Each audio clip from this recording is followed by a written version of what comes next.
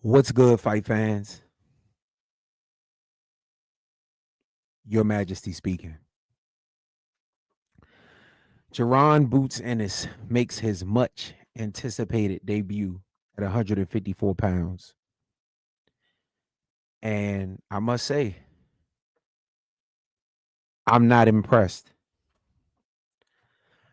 I'm not impressed because I was an advocate, and I am an advocate for fighters who move up to weight classes. I implore them to take tune-up style fights just to make sure that your body is acclimated to the division, that you carry the weight well. You know what I'm saying? You make sure you feel good at the division before you jump in there with a killer. I've always been an advocate for that because I don't like excuses. Once you step in that ring, there are no excuses. And so I'm perfectly fine with a fighter taking a tune-up when moving to a new division. I was even an advocate for Bud Crawford taking the tune up before the Canelo fight. I would have gave him a pass. My problem with Boots is not Boots, but let me say this. My problem with Boots' performance was we knew you were fighting Lima, whatever you want to call him, somebody named Lima, and that this was going to be a coming out party, a homecoming of some sort. And we knew that Boots was supposed to put on a show.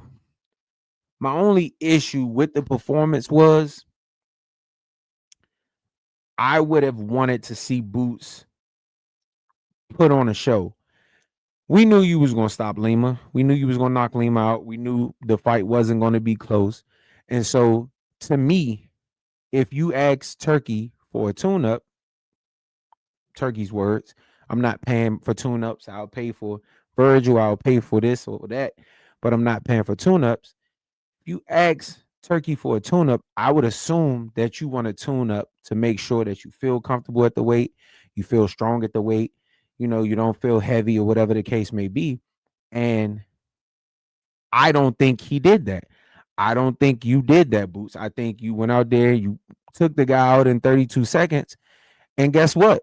We still don't know. You still don't know how you're going to feel in round 5 carrying an extra weight. You don't know how you're going to feel in round 10 carrying extra weight. I would have wanted to see, if I had it my way, I would have wanted to see Boots go out there and be the Boots of old. At least if you're going to put on a show, put on a show. Carry the bum, like Apollo Creed was saying Rocky. Carry him for 4 or 5 rounds. Let us see that sharp defense. Let us see how healthy you look at that weight, how much faster you are at that weight, how much stronger you are at that weight. Go out there and make him miss, make him pay. Show, you know what I'm saying? Carry him. Check on things that it should have been a glorified sparring match, whereas it was an execution, but not an impressive one. You know what I'm saying? And so, not to say that he got to impress me, but as a fan, I wanted to see. Let me say this. I didn't look at that fight and say, "Oh, I know Boots could beat Charlo." I didn't look at that fight and say, at least if you would have shown me defensive sharpness, um, different things, you know what I'm saying? Good footwork, stamina, something, you know what I'm saying? I would have had a better barometer to gauge you on as far as how I feel you. I think you're gonna do at 154. Don't get me wrong, you went out there and did your thing. Nothing wrong with it. I just wasn't impressed by it, and I don't think a lot of people are was impressed by it. Pretty much, I just don't think we got anything that we didn't know about Boots. My thing is, if you take a tune up, you do it for a reason. Don't just do it just to take a fight or a quick payday, because what are you getting out of that? You know what I'm saying? Like, I always think about the big picture, long-term stuff. Like, if I'm saving money, I'm doing it for a reason. I'm doing it for something long term. If I'm working out, I'm doing it for something long term. So if you're taking a tune up, you should have been taking a tune up to work on something, whatever the case may be. I don't think you did that. It ain't but so much you could have worked on in 33 seconds or whatever the case may be. So that's why I'm saying I'm not impressed. Now, I do want to see what is going to happen next with Boots. I want to see what happens with Virgil and Lubin. Like I said before, I think that Lubin fight is a trap fight for Virgil. Lubin has a style that can beat Virgil. He's a slick southpaw boxer with great power and good boxing IQ. That is something that can derail this huge fight that everybody is looking forward to. And but I have to give Virgil credit because he's fighting Lubin. He's fighting Boachuk. He's fighting Madrimov. He's fighting guys that we can at least measure him. Okay, Crawford did this with Madrimov. Let me see what Virgil can do. We don't have that with Boots. You know what I'm saying? Like, I mean, we had David Avanesian, but I don't think that was a fight to rave about or whatever the case may be. So I'm excited to see what happens from this point on when it comes to Boots.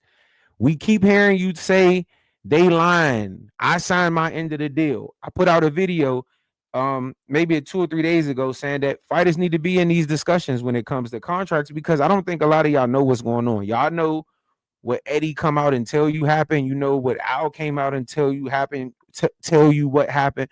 But I think y'all, when you get to a certain level, you need to be in these meetings. So you won't just come out and say, oh, I signed my end of the deal. Virgil saying he didn't get nothing. You know what I'm saying? Like, it's too much stupid stuff going on. Boots, you're gonna have to settle in, take these fights that people want to see, unless you okay with people saying what they gonna say and you fighting these pity pat fights. But you're gonna have to deal with what the consequences that come with that. And the consequences that come with that is people saying you ducking, people saying you don't want no smoke. Now, I happen to be a Boots fan. I believe you can beat Virgil. I believe you can beat Charlo. Maybe, I don't know. I think Charlo's a tougher fight than people think. But those are the fights that we want you to test yourself. Those are the fights that we as boxing fans want to be able to say, man, Boots passed the eye test, but shit, not only do he pass the eye test, he whooping people that we want to see him whoop. You know what I'm saying? And so I don't want to harbor on this for too long, but I do want to say I was not impressed. And I don't think you should have been impressed either. I am happy to hear you call out a lot of these other guys, but we done heard call outs before, man. You got to start putting action to the words and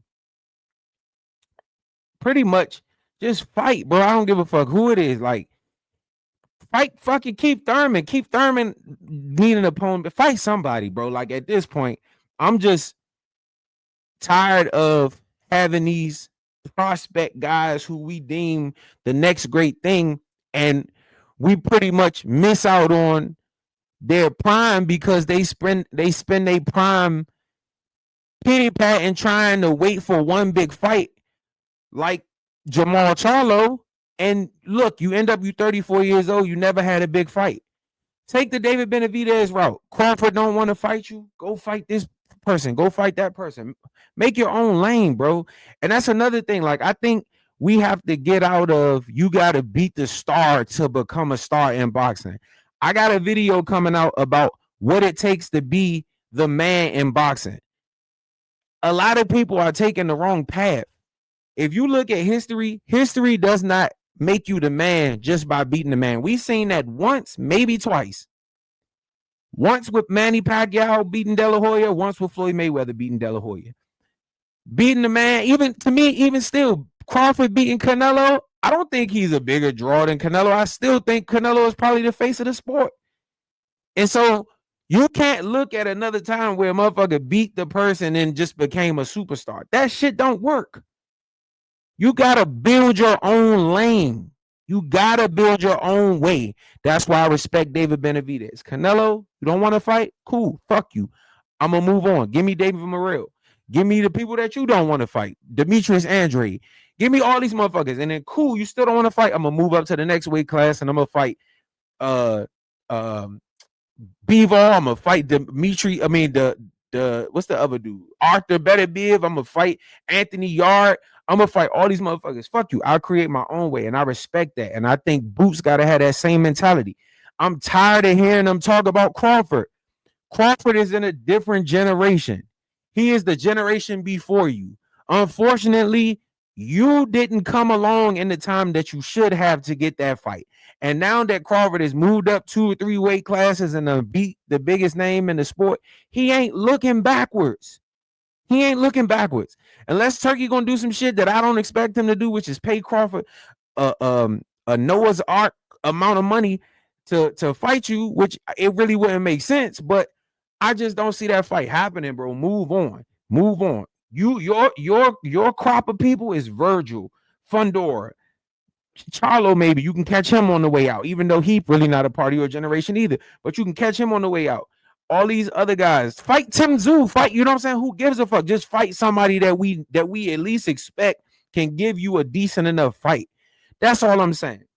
I do respect Boots. Boots is one of my favorite fighters, and you know what I'm saying? But favorite fighter or non-favorite fighter, I gotta keep it a buck. I can't, you know what I'm saying, sit up here and sugarcoat it for nobody. I gotta keep it a buck across the board. But if you like what I'm doing, like, comment, subscribe to the channel, hit the notification bell so you will be notified when I drop future videos. And also follow my socials. They're right in front of you. And until next time,